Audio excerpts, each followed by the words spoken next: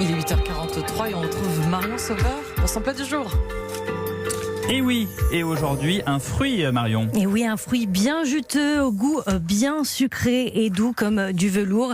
C'est la pêche. La pêche pousse en France depuis le 15e siècle et notre pays est devenu le plus grand producteur de pêche d'Europe 2 siècles plus tard. On en cultivait particulièrement en Île-de-France, à Montreuil, où s'est développée la plantation de pêcher palissé sur les murs. Ça permettait de protéger les arbres dégelés. Et il existe 4 grandes familles de pêche, les blanches les plus délicates, juteuses et parfumées. C'est mes préférés. Ah, les jaunes, moi je les adore, les jaunes, plus robustes, avec un goût peut-être un peu moins subtil. Les pêches plates, rustiques et peu juteuses, elles sont délicatement parfumées. Aussi, ouais. C'est vrai. Et les pêches de vigne qu'on retrouve un petit peu plus tard dans l'été, très sucrées, très aromatiques. Et pour choisir une pêche, il faut la sentir, il faut qu'elle dégage un bon parfum. Mais on peut pas avec le Covid, on peut pas prendre les... Non, alors sentir, on peut se pencher sur les étals pour moyen sentir quand un même, petit peu. si tout le monde se penche, on en a avec le masque. Bon. Mais aussi qu'elle soit un peu souple. Alors sous les doigts, effectivement, là c'est un petit peu plus compliqué pour la choisir. On demande à son commerçant de les choisir. Voilà, exactement.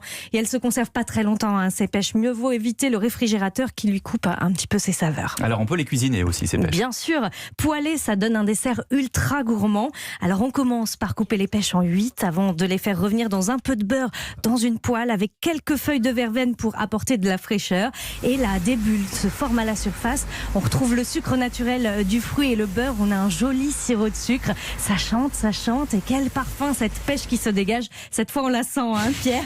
Oui, c'est vrai. Et là, on va aider la caramélisation en rajoutant un petit peu de sucre. Et dès que le caramel prend de la couleur, on baisse le feu. Et c'est prêt. On a ces pêches caramélisées, légèrement aromatisées à la verveine. Et on les accompagne, pourquoi pas, d'une brioche perdue. Brioche qu'on a imbibée dans une crème sucrée vanillée, mélangée avec un œuf et dorée, donc dans du beurre. On est dans la gourmandise, c'est parfait. Soit pour terminer un repas, soit pour le petit déjeuner, pensez-y. Bah oui, c'est la gourmande Marion Sauveur qui prend ça au petit-déj. Vous vous rendez compte ? Bon, si on n'a pas envie de toucher à la poêle, on va chez qui ? On va à Tourette, dans le Var, dans l'arrière-pays, au domaine de Terre Blanche, au restaurant Le Godina.